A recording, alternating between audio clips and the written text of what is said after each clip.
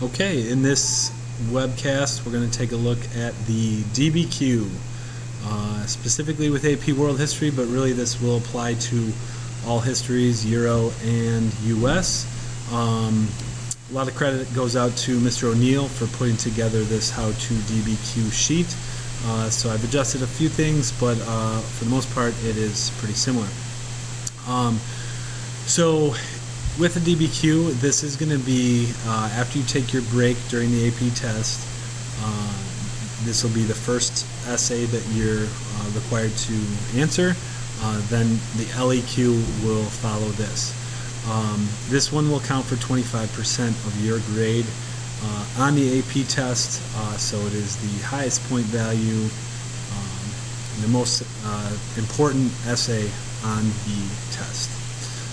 As far as scoring the DBQ, it's out of 7 points, and there are 4 categories as we look at this.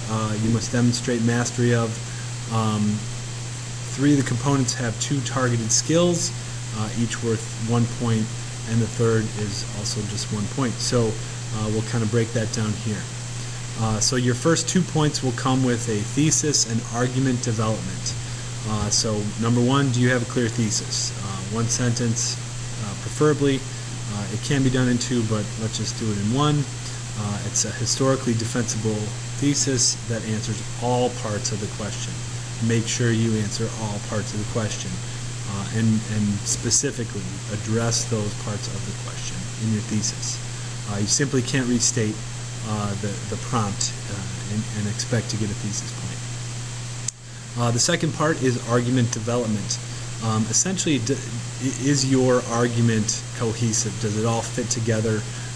Does it make sense how you've put your documents together and use them to defend your thesis? So with that, it says it makes it complex by contradiction, corroboration, and or qualification. So sometimes documents will contradict each other.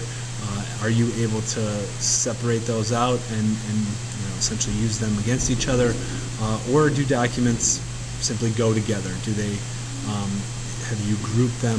And I know there's not a grouping point anymore on the DBQ, but really, if you show that you can make a cohesive argument, honestly, grouping will help you do that.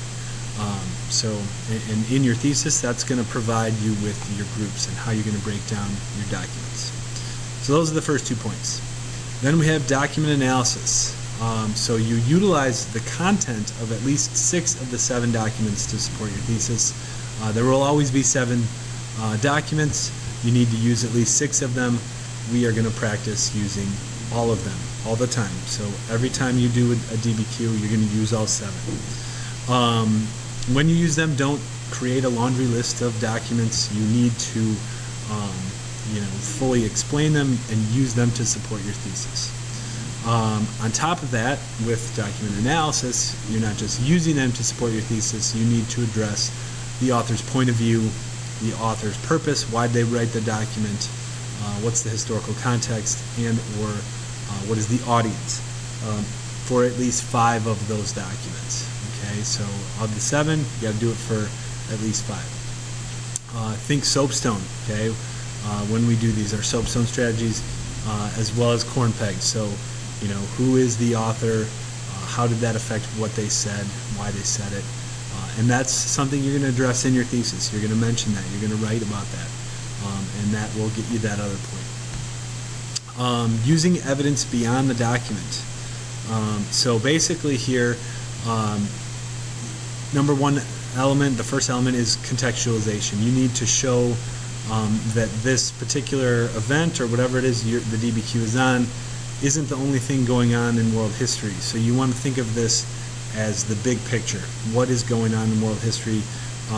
So you're doing that. You situate the argument in a broader historical events and relate that to the question. You must use info not found in the documents to get this beyond the document point in contextualization. So you're not simply going to have a phrase or reference. You actually have to have a few sentences. We're going to practice this by putting it in the intro. Now, can you earn the point elsewhere? Sure. But as far as our mental planning, when we take the test, we're going to put it in our intro. That's going to be kind of part of our equation. So what's the big picture? And then, when you think about your thesis writing in an intro, you want to start broad, narrow it down. So broad would be the context, narrow it down, and write your specific thesis.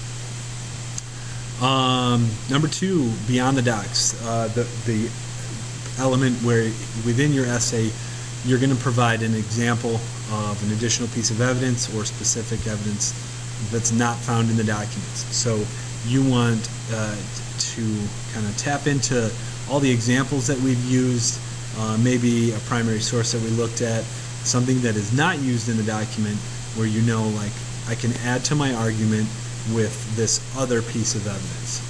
So use that other piece of evidence to help prove your thesis. You can't just throw in anything random that you've learned about. It has to connect to your thesis. And it's not going to be the same evidence as you use to earn your contextualization. This is going to be more of a specific piece of evidence that really connects and ties to your thesis specifically.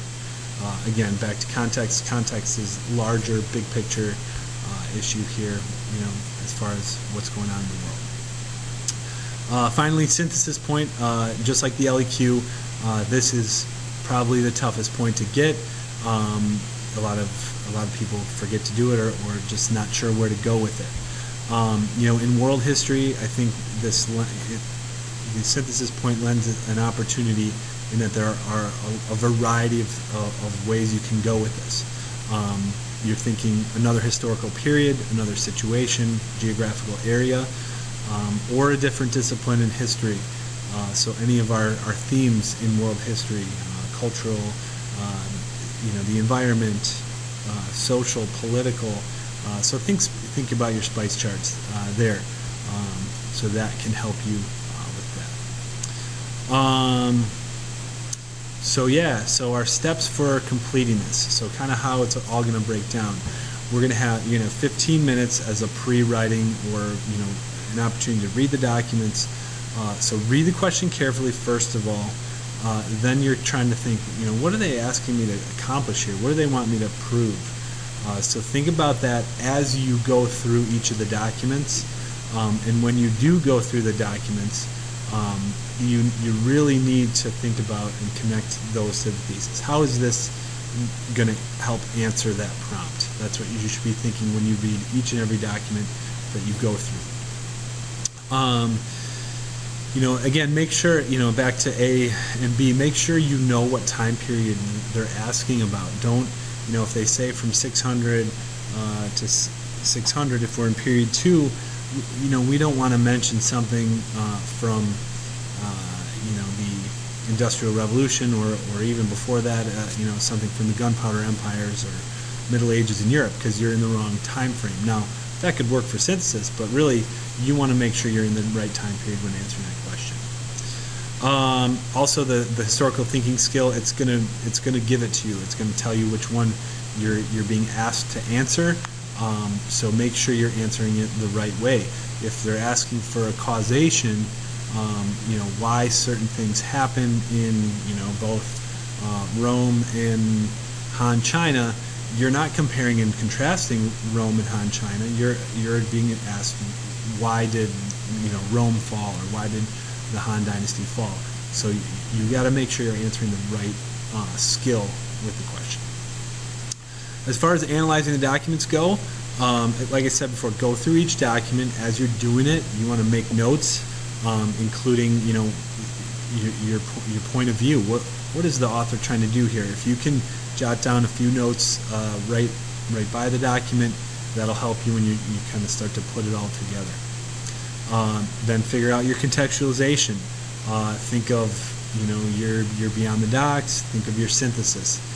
So write these things out before you even start writing. That way, when you go to start writing, and maybe you've written your whole thing and you forget, you had a good synthesis idea, and you're about to put in your conclusion, you're like, wait, I forgot it. So if you jot it down in your 15-minute kind of planning period, that'd be great, because then you can rely on that when you're writing.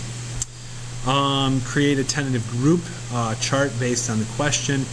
Even before you see the documents, you might say, all right, if this is like the fall of the Roman Empire, you probably know some reasons why Rome fell. Now the documents might not, be exactly lined up to what you were thinking, but then that provides you again with beyond the docs, potentially synthesis. So really, kind of thinking about the question before you even look at the documents might help. What else? So let's see here. Before you begin writing, reread the question. Does what you've outlined, your plan, does that match up with your thesis with the prompt? And then did you use at least 6 documents? Again, let's just use all 7 of them. So that's your first 15 minutes. You're kind of planning it out, and then you have 40 minutes to write. Now, you certainly can start writing before that. Again, College Board suggests 15. They do that for a reason, because a lot of times people will see this, will maybe plan for a little, and they'll start writing, and then their thoughts are not organized as they need to be. So in 40 minutes, you should be able to write everything that you need to. As far as our kind of layout, we have our intro paragraph, again, broad, big picture, contextualization, narrow it down, then you got the thesis, and make that your last sentence. Make it clear that this is my thesis, this is what I'm writing here. As far as body paragraphs go, start it off with a topic sentence. This again will connect directly back to your thesis. It's just good writing. It's good practice to do that anyways. So you're going to do that. Then you're going to use your evidence, use the documents to support your thesis by identifying who the author was. And right here we have a good example. So set up the document where you can start addressing the point of view right off the bat. So in this case, this example, Pope Pius, in document 2, and you can do this, you should do this, almost like a little mini in-text citation. In document 2, showed disdain for blah blah blah. So now we've addressed tone and the author or the speaker, if we're using our soapstone kind of equation, right off the bat. Okay.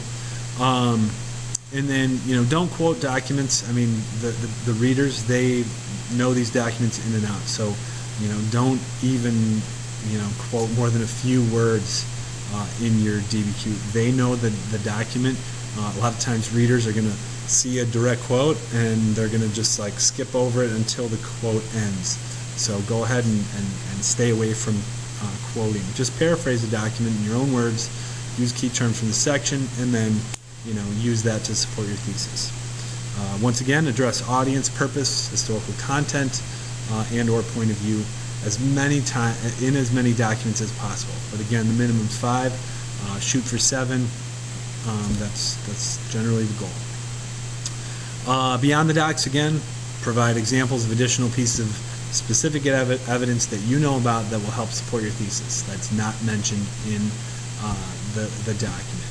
Okay.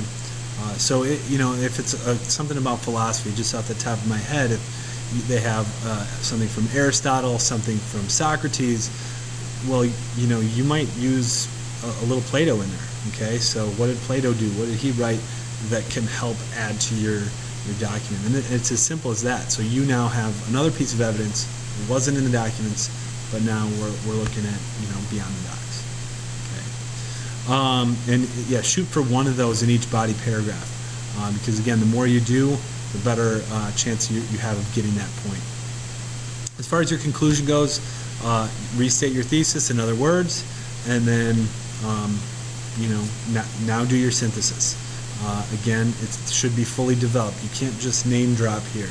You can't say well, this is kind of like in the French Revolution, and then be out of it. You have to explain it and show that this particular example that you're using really is a lot like the essay that you just wrote. So you have to bring that out. And if there are differences, you can mention those too, because now we're extending the argument and making a connection to something outside of the question. And just embrace it, be done with it, and celebrate, because then you'll be done. You can continue to read tip from O'Neill. Again, that's on your sheet. Tip from the College Board, counting mistakes, and then you guys have the